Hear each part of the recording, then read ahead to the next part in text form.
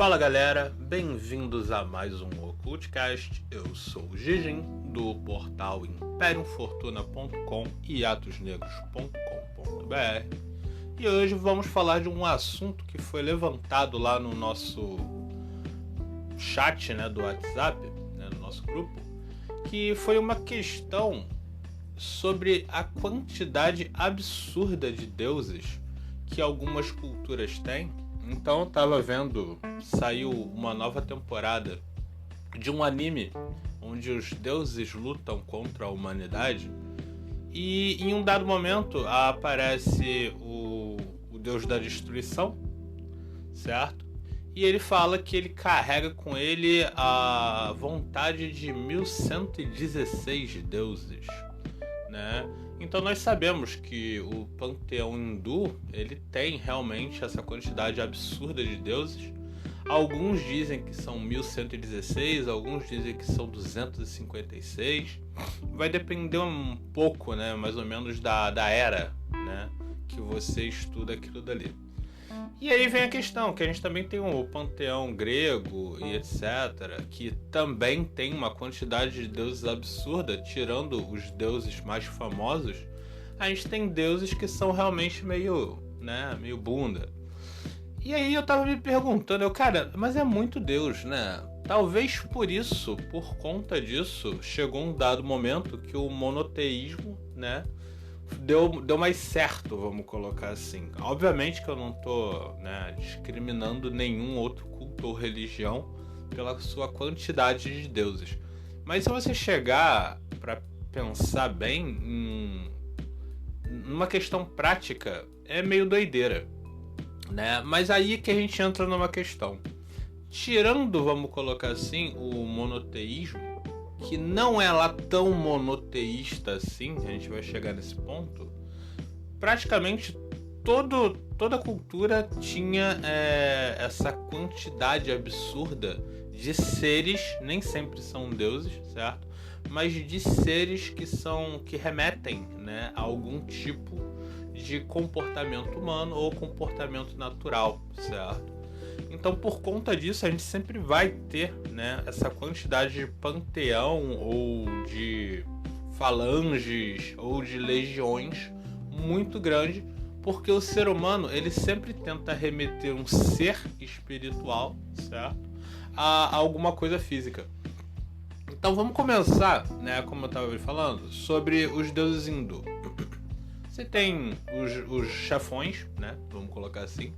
A gente tem lá Brahma, a gente tem Shiva, a gente tem Kali, a gente tem os deuses que são relacionados a, vamos dizer, coisas grandes. Ou seja, o deus da criação, o deus que mantém as coisas, o deus da destruição, certo? Mas você também tem aí um segundo patamar de deuses, onde você tem o deus da tempestade, o deus do relâmpago.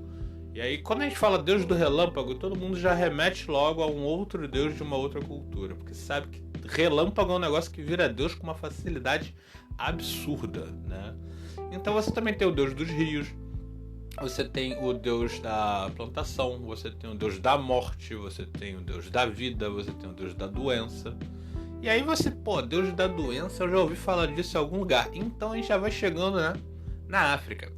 E na África a gente tem também um panteão não tão grande, no geral, vamos colocar assim, porque eles, por dividir em castas, porque a gente tem lá, tipo, orixá e por aí vai, a gente tem um grupo menor, que são acho que são 12 orixás, com certeza eu devo estar errado, mas toda a galera aí já basta dar uma pesquisadinha que vai encontrar, e vamos ver que cada orixá remete a alguma coisa.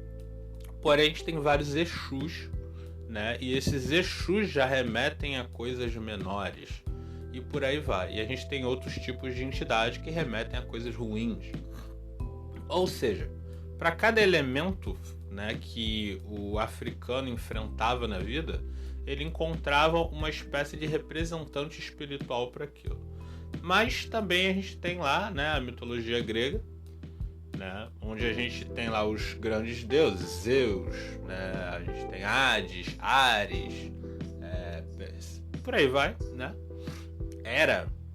E embaixo deles a gente tinha alguns pequenos deuses que também eram adorados. Então até o Morro de Rir, que tem o que é o deus do feijão, né? Engraçado que o deus do vinho não parece tão babaca, mas um deus do feijão faz com que as pessoas achem graça. Então o que rola? A pessoa ela cria, né, essa imagem de que existe um ser espiritual, um ser não físico e um ser eterno que é ligado àquele elemento, né, do plano físico. Então, o que seria um deus do feijão? Ele é um feijão gigante? Não. Ele é um deus que remete ao plantio do feijão e à descoberta da utilização do feijão.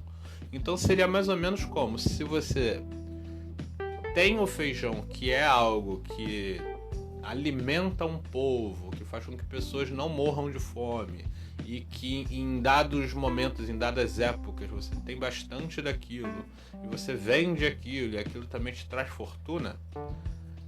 Um certo Deus é responsável por toda essa saga do feijão na vida do ser humano. Ou seja, aquele Deus é responsável por ter trazido o feijão, né, para aquela população, vamos colocar assim. Então, por conta disso, é onde você chega à conclusão que dá para criar muitos deuses, que o ser humano se torna uma maquininha, sacou, de criação de deuses. Porque qualquer coisa que ele encontra e pode ter alguma dificuldade, ele vai criar alguma espécie de Deus, certo? Para que ele possa barganhar com esse Deus por meio da idolatria para conseguir bons resultados. Então você vai ter uma deusa que é responsável pelo plantio no geral. Ou seja, você já deixa o cara do feijão um pouco de lado, porque agora você planta milho, você planta trigo, você planta soja. Então você precisa de um deus que seja um pouco mais responsável por mais coisas. Então você pega uma deusa que remete a isso e você vai fazer a sua adoração a ela para que o seu plantio dê certo, para que você tenha uma boa colheita e por aí vai. E a gente sabe que tem rituais e mais rituais relacionados à colheita, né? E vocês vão percebendo que isso existe não só, né, nessas pequenas culturas que eu citei, mas a gente também tem algumas coisas interessantes que são relacionadas às coisas ruins, certo? Eu gosto muito de falar dos nipônicos lá do Japa, mas a gente tem, por exemplo, os Oni, né, que seriam demônios ou espíritos negativos de alguma coisa. Os Oni, também existe Oni de qualquer coisa. Para vocês terem noção, existe um Oni do guarda-chuva que foi esquecido. Exato, um guarda-chuva que foi esquecido. Por quê? No Japão, é muito comum as pessoas andarem com seu guarda-chuva, certo? E é proibido você entrar no lugar com o guarda-chuva. Então você deixa ele do lado de fora dos estabelecimentos, certo? E das casas das pessoas, obviamente. E depois você volta lá e busca. Só que as pessoas tendem a esquecer muito e lá guarda-chuva é muito barato, só pode ser. Então é muito comum as pessoas perderem guarda-chuva. Não que isso seja difícil aqui no Brasil ou em qualquer outro lugar. Acho que todo mundo aqui em algum momento já perdeu um guarda-chuva. Então por conta disso nasceu-se um Oni baseado nas frustrações das pessoas que perderam seus guarda-chuvas. Então é um guarda-chuva que tem um olho, né, e uma boca, uma língua enorme, e ele caça as pessoas que perderam seus guarda-chuvas. Aí você pensa, nossa, mas que coisa idiota. Pois é, mas a criação de um deus é exatamente a mesma merda, certo? É um ato ou uma situação, certo, do plano físico, do dia a dia das pessoas, que elas transformam em algo espiritual, elas dão vida para aquilo. Então no Japão você tem muito isso, da questão do medo do escuro, você tem o Oni de um lugar onde uma pessoa morreu de forma violenta, você tem o Oni das mães que esperaram os filhos voltar da guerra e não voltaram, você tem o Oni das mães que não conseguem engravidar, certo? Você tem o Oni dos animais, certo? Que morrem porque os seus donos deixaram eles morrer.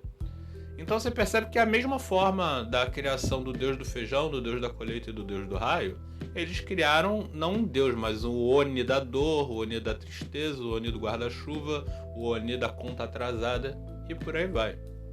E por conta disso, a gente tem uma versão que é nem má nem boa disso, que são os djinns ou os gênios, certo?